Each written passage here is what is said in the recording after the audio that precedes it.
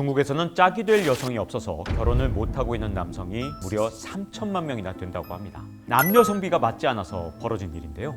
실제로 지난해 중국 장쑤성에서 열린 공개 맞선장에 남성은 100여 명이 참가했지만 여성은 딱 5명 뿐이었다고 합니다. 이런 상황에서 남성들이 지불해야 하는 결혼 지참금의 액수가 회사원 연봉의 6배가 넘어서 결혼을 더욱 어렵게 만들고 있다는데요. 이런 남녀 성비 불균형 문제는 오랫동안 이어져 온 남아 선호 사상과 한자녀 정책이 초래한 부작용이죠. 성비 불균형에 경제적인 문제까지 겹치면서 중국 내 혼인율은 날이 갈수록 떨어지고 있고 결국 인구 감소 문제까지 겪고 있는데요. 올해 인도에 인구수 세계 1위 자리를 내어주기도 했죠. 이런 인구 감소는 중국 경제에 큰 타격을 미칠 것으로 예상되어 중국 정부는 급히 결혼 장려 정책을 내놓고 있습니다. 중국은 어쩌다가 이런 상황을 맞게 된 걸까요? 자세한 이야기 알고리즘에서 전해드리겠습니다. 지난 9월 12일 중국의 현지 매체가 중국의 성불평등이 너무 심각해서 3천만 명의 남성이 아내를 찾지 못하고 있다, 이런 기사를 냈습니다. 그러면서 중국 인구통계학회 부회장인 위안신 난카이 대학교 교수의 인터뷰를 전했는데요. 위안신 교수의 말에 따르면 1980년부터 2021년까지 42년 동안 중국의 출생 인구 7억 9,900만 명의 연간 평균 출생 성비는 114.4로 이 기간에 태어난 남성은 여성보다 3,400만 명에서 3,500만 명이 많았다고 하는데요. 실제 중국의 남녀 성비 추이를 보면 여성 100명당 남성 성비가 2004년에는 121명으로 최고치였고요. 2015년까지 113.5명을 기록했습니다. 이런 수치는 다른 국가들과 비교해도 정말 큰 차이가 나는데요. 중국은 줄곧 세계에서 남녀 성비 불균형이 가장 높은 나라 1위로 꼽혀왔습니다.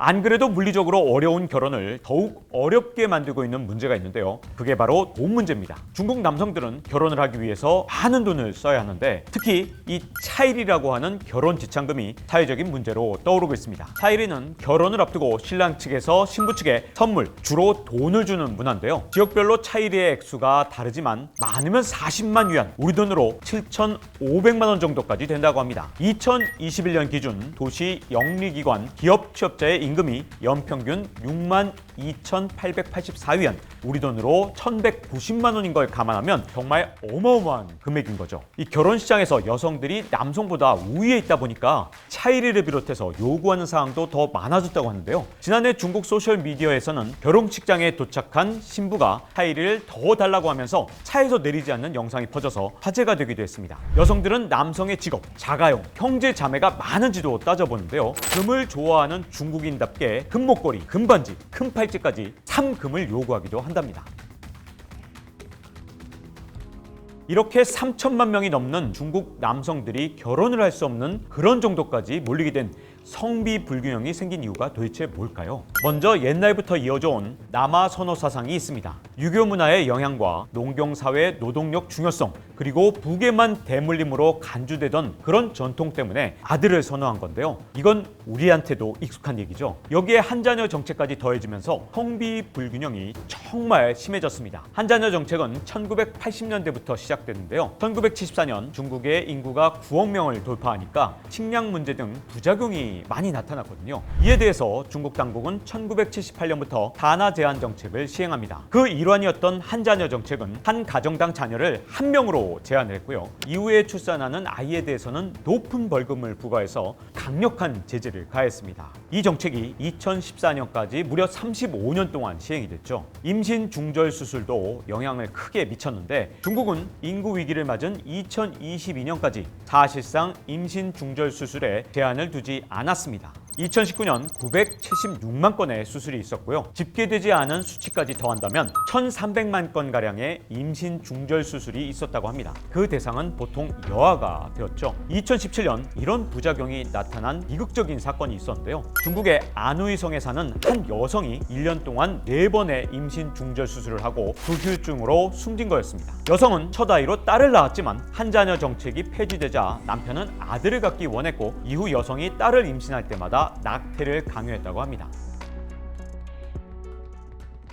이런 상황에서 젊은 층 사이에는 결혼을 공포로 생각하는 공원족까지 늘고 있는데요. 취업 경쟁이 치열해진 것은 물론 치솟는 집값으로 주거 비용이 급증했고 중국 내 무한 경쟁으로 양육 비용까지 늘어났기 때문에 경제적인 압박이 정말 심해진 거죠. 결국 중국은 지난해 역대 최저 혼인율을 기록했습니다.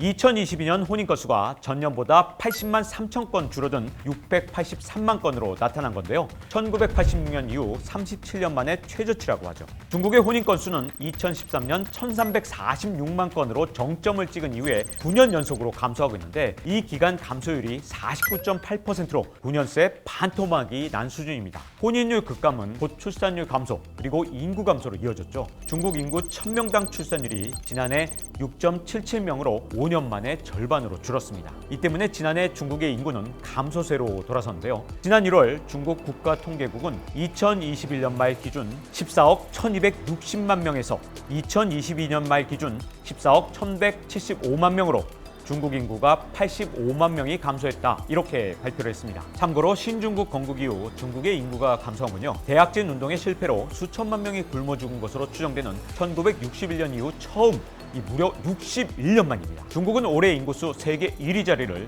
인도에 내어주기도 했는데요. 이와 관련해서 뉴욕타임스는 세계적인 인구 대국인 중국이 역사적인 전환점을 맞이했다라고 보도했습니다.